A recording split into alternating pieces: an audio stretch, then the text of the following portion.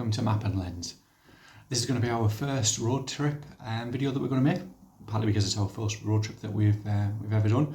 I'm a fairly new inductee into the world of motorcycles, having only fairly recently passed my bike test. We wanted to do a road trip, and we thought that we might as well start off with a biggie. So the plan's going to be, we're going to head up to, from the northeast, we're going to head up to the west coast of Scotland, up towards Uist. From there we're going to jump on a ferry towards the Outer Hebrides. We're going to explore all of the Outer Hebrides, Uist, Harris, and further down.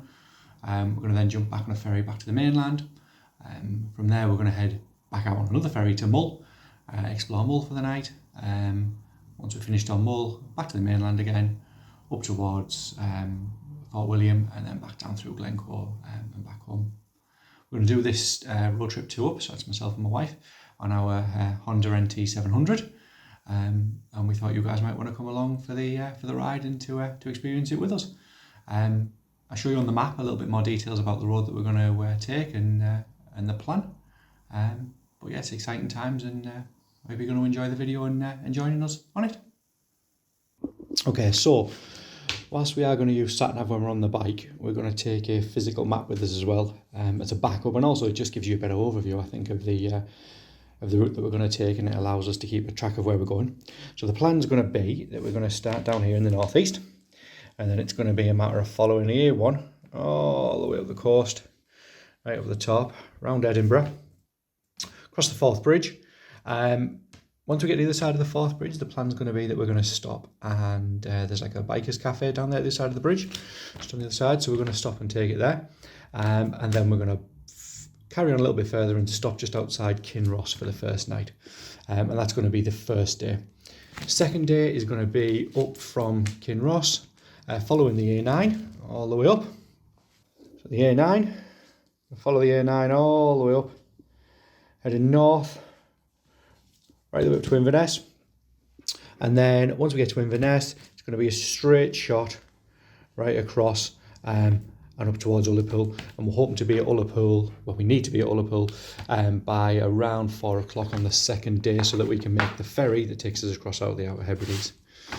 From there, we're going to come into somewhere near Stornoway, go and have a little bit of explore around there, staying on the northern tip of the island for the second night, and we're going to have an explore around through Uist and Harris. From there, it's going to be a ferry across to North Uist. Not sure if that's how you pronounce it. Uist. Sure, someone over there. I'll put me right in the comments.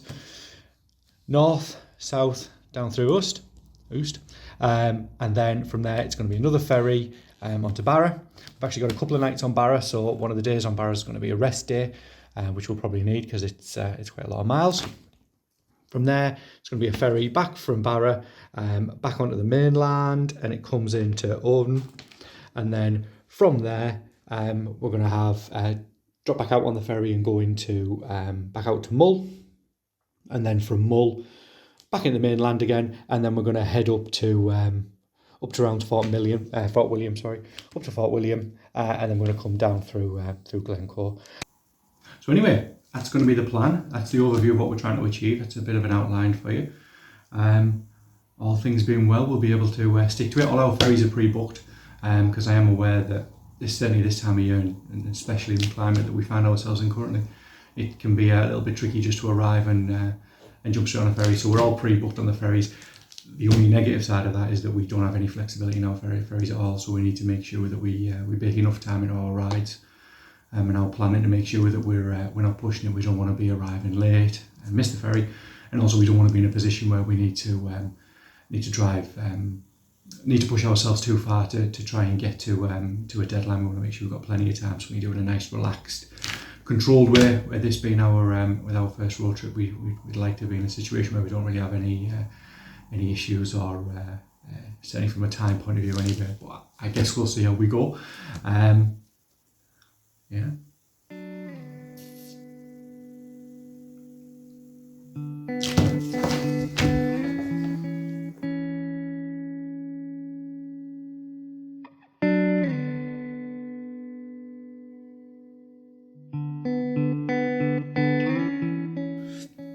It's the morning that we're due to leave.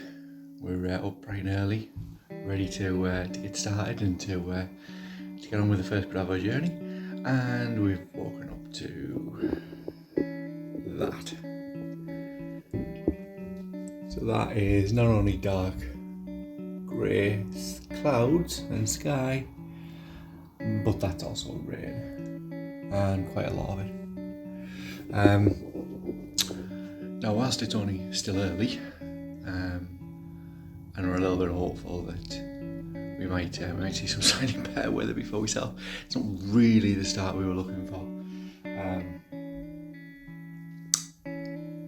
I guess it is what it is. We've got our waterproofs, we've got our waterproof jackets, so yeah, we'll carry on and make the best of it, I guess.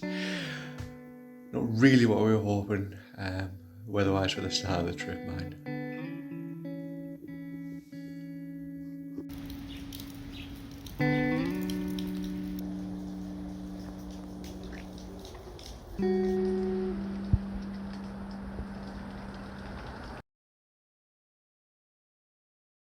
So, this is our bike.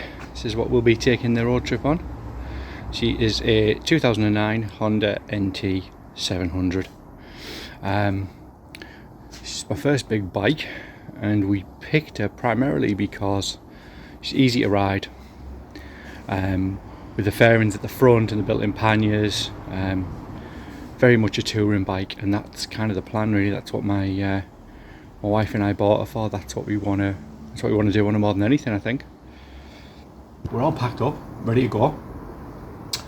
The name of the game really is trying to travel as light as possible.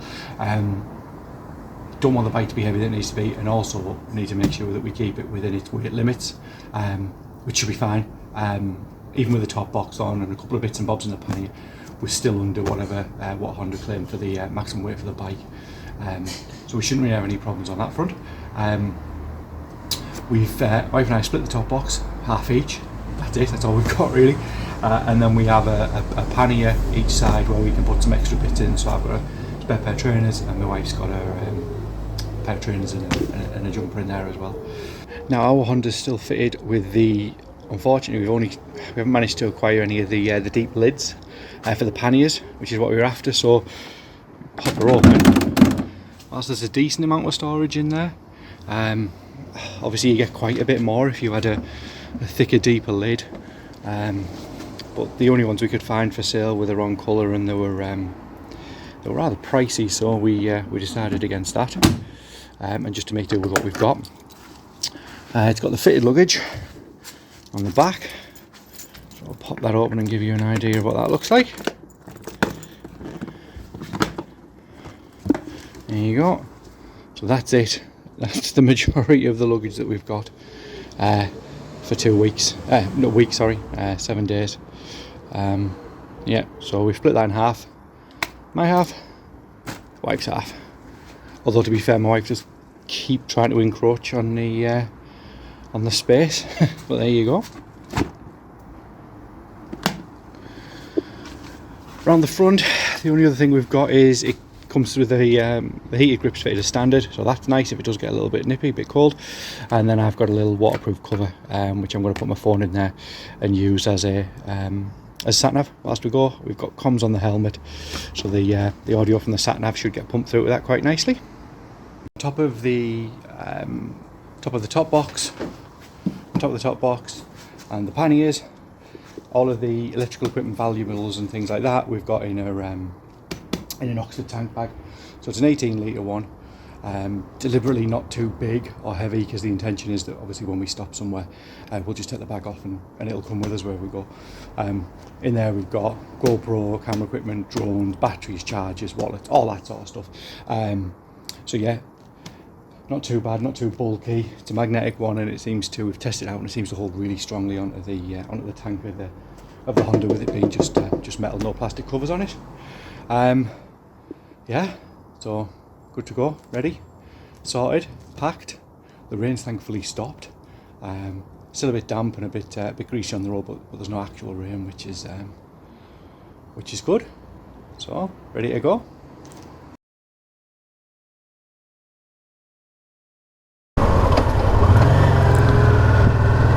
Okay, so setting off, ready to go, or we thought we were, and then we kind of made the decision that we should probably just have a litre or a half litre or something of bike oil, just in case, with it being a brand new bike, or well, a brand new bike to us, and has never used it before. It hasn't used any oil yet in the run outs that we've been, but we haven't been on anything like the drive we're about to go on, so common sense says stop, grab a bit of oil, take an extra 10 minutes to sort that now, and then at least if we need a top up on a random Scottish island somewhere, we're not going to find ourselves in a situation where we can't find any motorbike oil.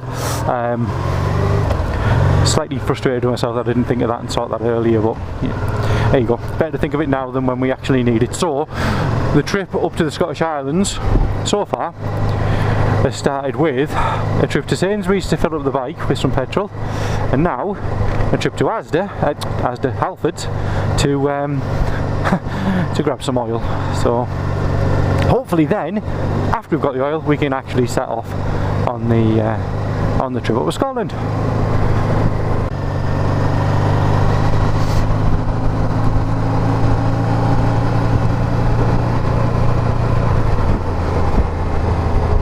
Okay, so here we are, first stop on the trip. There it is, Halfords. Grab some oil for the bike, just in case. Hopefully we won't need it, but it's definitely better to have it and not need it.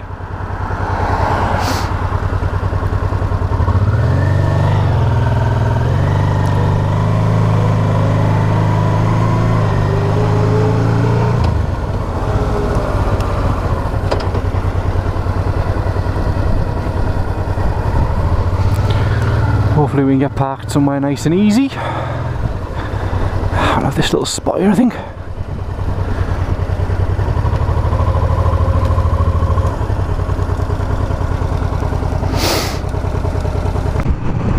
Right, leaving, saying goodbye to Teesside. On the drive up the A19, up north. Transport bridge in the background, Newport Bridge as well. Dual carriageways for the first bit, so nothing massively exciting going on. Bit of a long slog, 173 miles. We've got to go until we get to Bikers Cove, which is just the other side of the Forth Bridge. Probably going to have at least one stop, I would think, as part of the way. Maybe even two. See how it goes, see how we feel, and see how the bike's riding, see how my wife and I get on. Just going through a Tyne tunnel, as the name suggests, a tunnel under the River Tyne. The scourge of many a commuter who lives on one side of the river and works on the other. Not too bad if you're on your way somewhere nice and using it. But as somebody who can speak from experience, it's not so pleasant when you're sitting in a queue here for half an hour plus trying to get to the other side for a meeting. But when you're on holiday, no, it's such a bad thing. Okay, so we're opening out a little bit more into Northumberland. Fairly spectacular views, left and right, really nice. Heading up the 697 to Coldstream. Still a couple of hours away from the Bikers Cove yet. Plan is still probably to try and push on, but we'll see how it goes. We might need a leg stretch and a little bit of something before then. We'll see. Little plane in a glider there, we're in the sky. Don't know if you can see that. Plane towing it as far as lets it go. Very nice.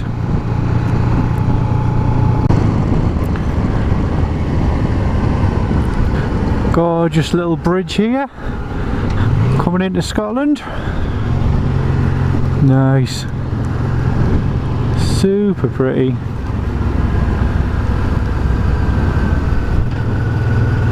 And there we go, Scottish borders. Welcome to Berwickshire. Awesome. In the town of Coldstream.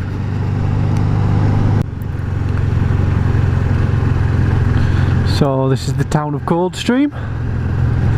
First Scottish flags we've seen since we've been on the ride so far. Old phone box there. Very nice indeed. Looks like a quiet little place. Massive bales of hay on the back of that truck that's going to hold up everybody. Whilst we've got another big truck coming back this way. Little roads for such big guys. Coldstream Community Centre. Very nice. Obviously you get much better views if it wasn't for the farm in front, or the farm tractor, but then without farmers we'd starve, so there you go.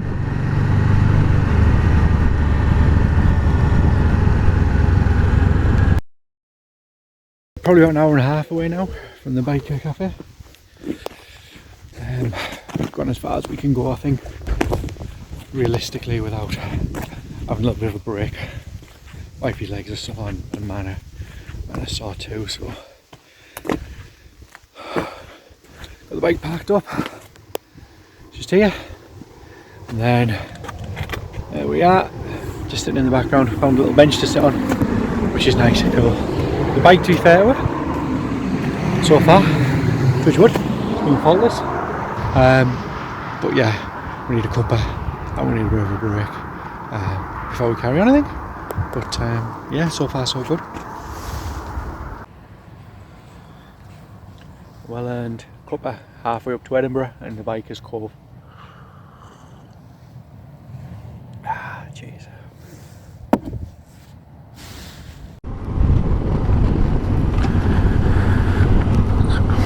You can see Forth Road Bridge in the distance. We should just be coming up to Bikers Cove any minute. Bit of an eventful ride, which I'll make a separate video about, I think.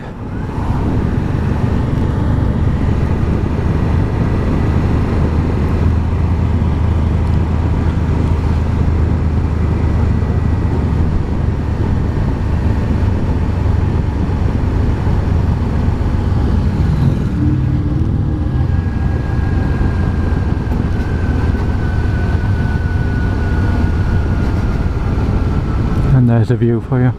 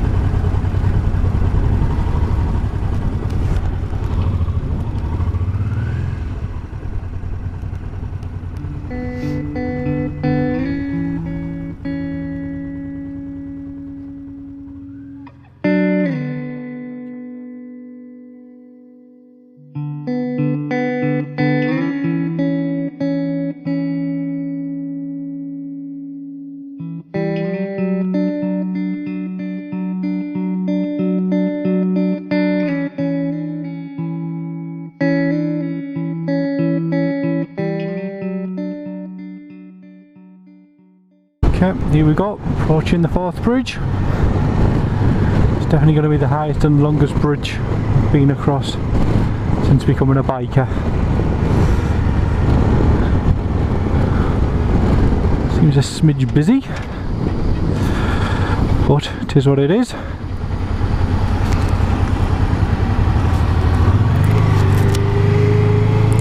Thank you.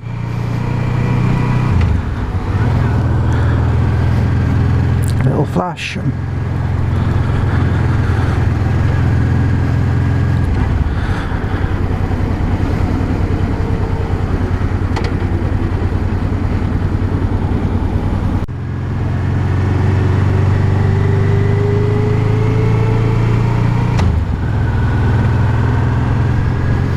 don't know if we've been across this one before. I think when you and I went before, we went across there.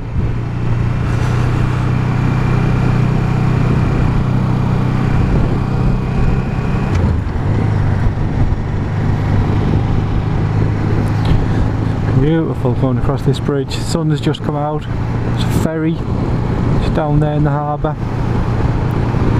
Blue skies. Got the other road bridge, then the rail bridge in the background.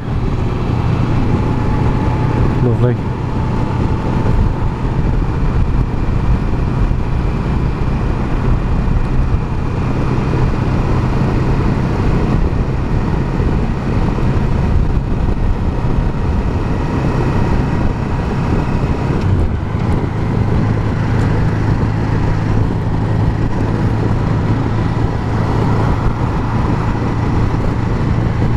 Reminds me a little of the Mull Bridge in France, southern France, similar sort of cable structure.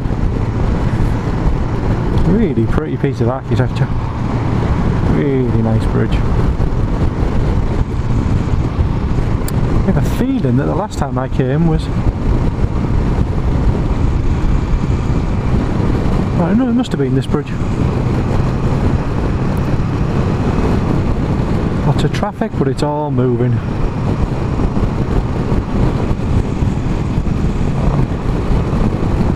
You get some beautiful views when in Scotland.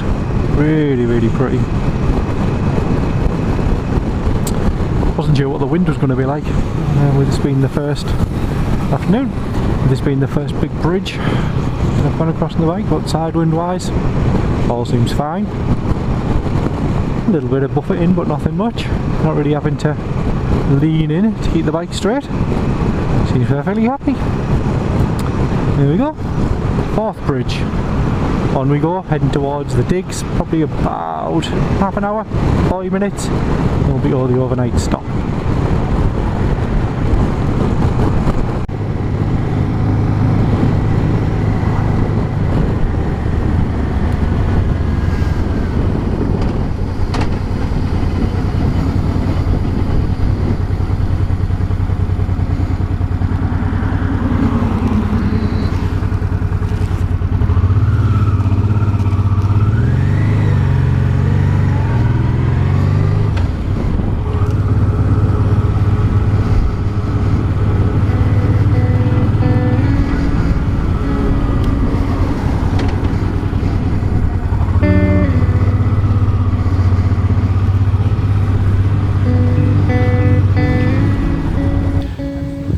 The end of a fairly eventful day's riding. All finished now for the day. The hotel's just there in the background. Unfortunately, doesn't actually have any parking specifically for the hotel, so we left it in a railway station car park. Hopefully, it'll be fine and sorted. Got the grip lock on it. Got the rear wheel lock. You can just see down there on it as well. Got the Oxford lock on. Got the grip lock on the handlebars. Just from there, so fingers crossed that it should be nice and safe. I'm going to put the cover over it for a bit of extra security night, and then we're done. Back to the room early night, and then up on a fresh start tomorrow. Got the same distance again to do tomorrow, 190 miles I think to get up to Uist. So good night's rest. Start again tomorrow.